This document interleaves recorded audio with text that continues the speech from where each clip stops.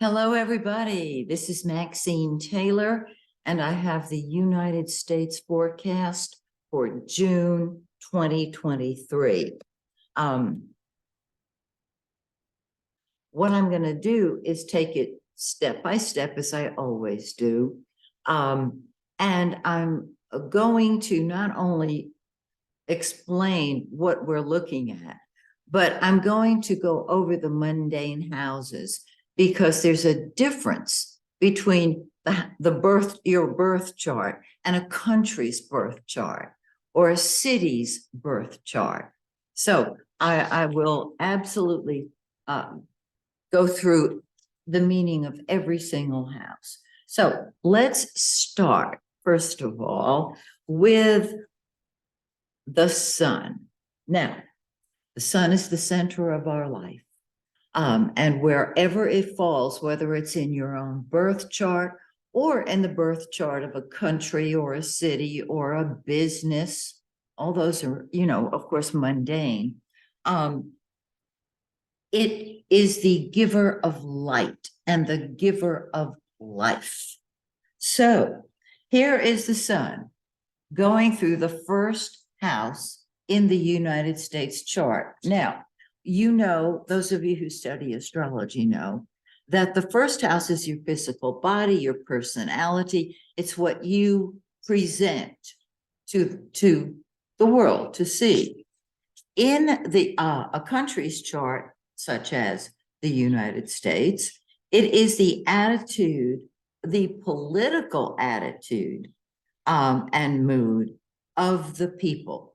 It also deals with public health, which is very interesting. You would think, those of you who study astrology, that it would be more a sixth house matter, which it is, but just as in our personal charts, first house, physical body. Okay, the sun, the giver of life, is sitting on Mars, this red planet right here. Mars is gunfire. Mars is war. Mars is what we fight with and what we fight for. It is what comes number one to us. And in the United States chart, what we want is to be innovative. We want to be our own person, that type of thing. We present the me part of us to the world. So on the 11th of June, the sun sits on Mars. Now the sun gives life, and Mars is a warrior. It can be volatile, even with the sun, the giver of life, sitting on top of it. It depends on whether the Mars knows how to play well with other children. You know what I mean? And because of all the gunfire, because of all the shootings going on with the people in government on opposite sides of the fence when it comes to guns, there can be a good bit of more rebellion, more, this is what I want. I'm going to take it. It's my way, from the people. Okay. On the 22nd, the sun moves into our second house of money. Now, in your birth chart and in my birth chart, the second house is money. And in a country's chart, it is too. It is the earning power, savings, our finances as a country. Not so much the people in the country, but our country. It rules the stock exchange, of course, the banks, debts, escrow, and commerce and trade, because it deals with financial give and take. Now, the sun sits on Venus, which is one of the good guys in the zodiac. Venus rules the second house in the natural zodiac. And so what it brings is happiness, abundance, Now, I cannot tell you how much money it will bring. That, of course, has yet to be seen. But the sun sits on Venus, which is the lesser benefic, and Jupiter, the greater benefic. Jupiter expands. Jupiter is blessings. Jupiter is money. It's the two goodies of the zodiac are activated by the giver of life from the 24th through the 27th. And actually, we'll start seeing this and feeling it on the 22nd, because that's when the sun enters our second house, which is wonderful. So I wish I could tell you how much money or how this was going to take place, but we don't know. All bets are off as to how much, but I'm very gratified to see this in the chart, and I'm thrilled to be able to share that with you. Now, the new moon and the full moon on on June 3rd, which is tomorrow. Today is the 2nd. The full moon brings things to a head. The full moon will be in 13 Sagittarius in the 7th house. Now, what this means is a couple of days like today and yesterday, the moon was growing, and there is a tension in the air, which will be, it's like a balloon that is popped on tomorrow.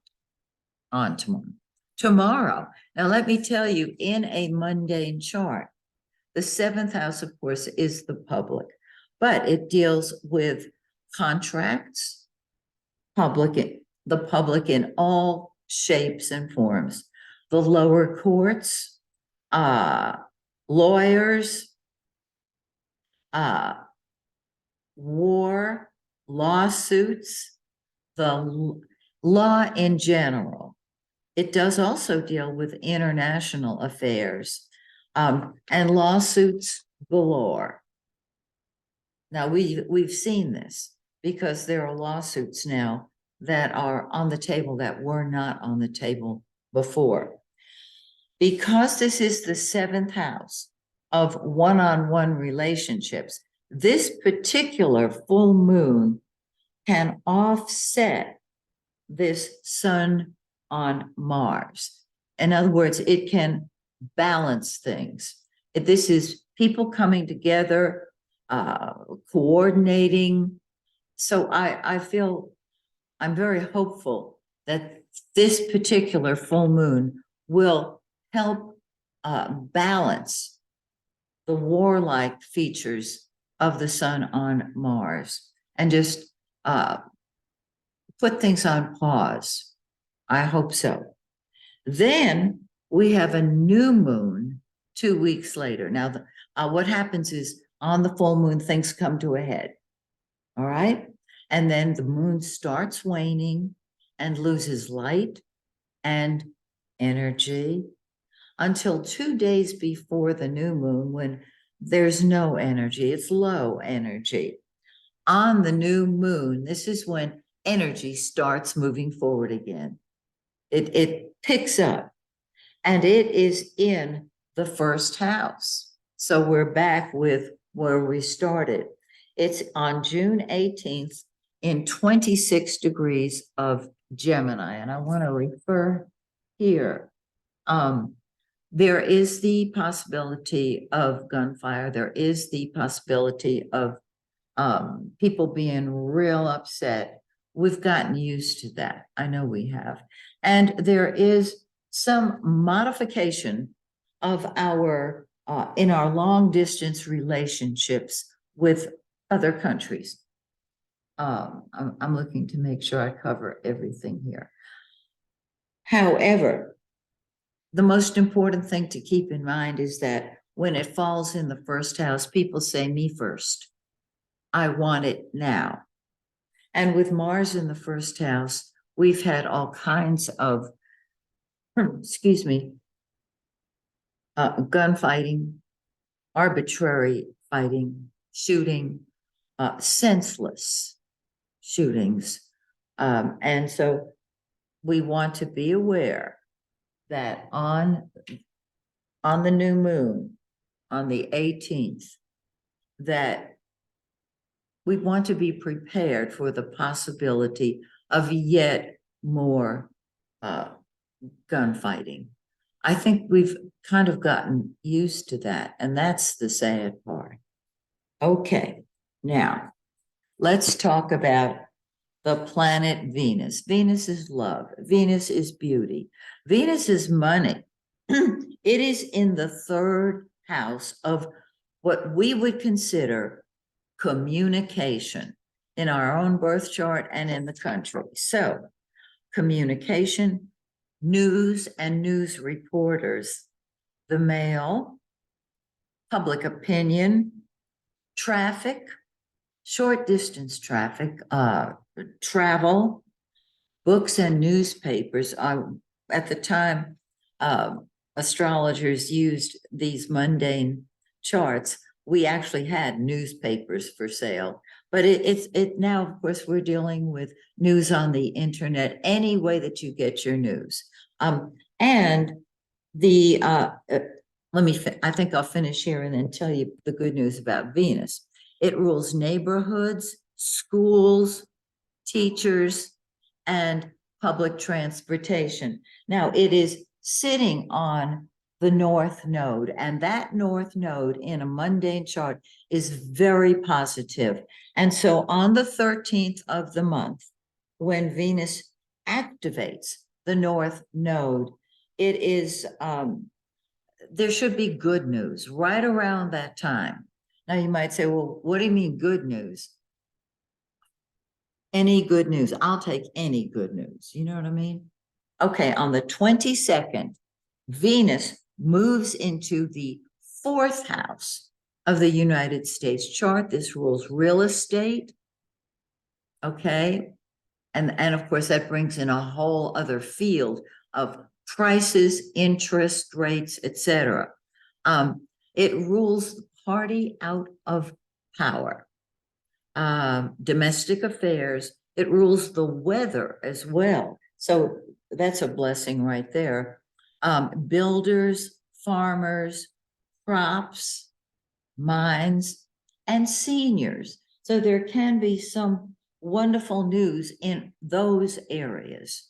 And I'll take what we got. You know what I mean? Okay, then finally, I'm going to start with the planet Mercury, the blue planet. It races through the zodiac. Now, Mercury is the planet of communication. It's not an action planet. It's a thinking, talking, communicating planet. It is in our 12th house and has been. Now, in a mundane chart, the 12th house deals with bribery, spies, hidden enemies, prisons, jails, hospitals, charitable institutions, seclusion, secret societies, and welfare. When I see 12th house, I know that there's a lot going on behind the scenes that we are not going to be privy to. And for security reasons, I can understand why. Because if this house, which it does, rules spies, it's not just other people spying on us. That works two ways. All right. So on the 15th, Mercury moves into that first house. Now, the first house, again, is the political attitude and the mood of the people. It rules public health. And again, Mercury is a communicator. That means that there's going to be lots of communicating from the public. You might say, well, what's different about that? There's going to be more of it. Now, on the 16th, Mercury sits on Uranus, and Uranus is the rebel, the unexpected. And so expect unexpected actions and news from the populace. On the 22nd, Mercury sits on Mars. And remember, Mars is gunfire, Mars is war, Mars is, it's what comes first to us. And so people are going to be expressing themselves, and hopefully not with a gun. I never thought I would ever say that in a forecast for the United States. But sadly, that's what's so. Okay. On the 26th, Mercury moves into the second house of money. And there is more talking about it on Venus and Jupiter, so that there can be talking about increasing our income. The second house again rules commerce and trade, money, earnings and savings, finances, the stock exchange, banks, and personal debt. And so there is negotiation going on. I really like that. I think it's a must. Now, Mars is, of course, moving through the zodiac also. Wherever Mars is, that's where there's action, arguing, fighting. However, Mars is sitting on our north node. The north node is the positive of the two nodes. I talked about it just a minute ago with Venus sitting on the north node on the 13th. Well, Mars sits on the north node on the 2nd. The north node typically is the area of life that will, if it's in your birth, well, where it is in your birth chart, not if it's in your birth chart, it is, but where it is the area of growth and benefit. It is a good guy. And so there can be arguing, and there can be fighting. We know what Mars rules. On the 14th, Mars moves into the 4th house. And just as Venus blessed the 4th house, Mars stirs things up. So let me read that 4th house again. Real estate, the party out of power. That you can expect all kind of stuff coming from the party out of power. Domestic affairs, weather. Our weather has been another destroyer, as we all know. Land, farmers, builders, crops, mines, and seniors. And so all domestic stuff is what the party out of power is going to be dealing with and talking about and fighting with and for. So that's the way June looks.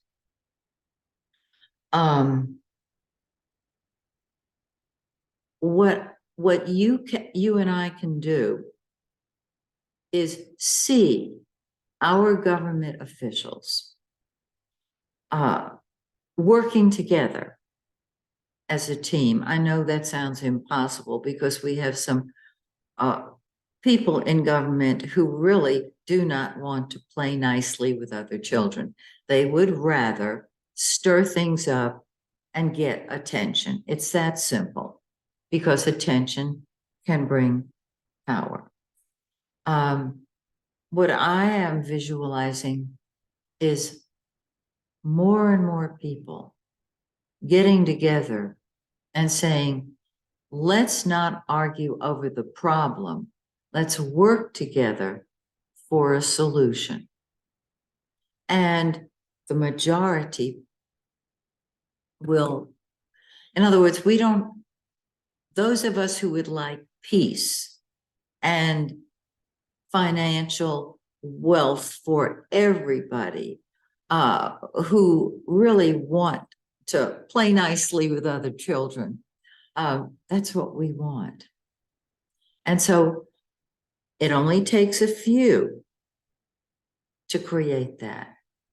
So send what you would like out to the universe. And let's see our government officials working together to come up with a solution for the problem instead of stirring things up and making things worse every time they open their mouths. So, my dear friends, it is my pleasure to bring you these forecasts. I wish I could give you more detailed information, but as I'm sure you've seen, you just can't predict. People are crazy and they're acting crazy.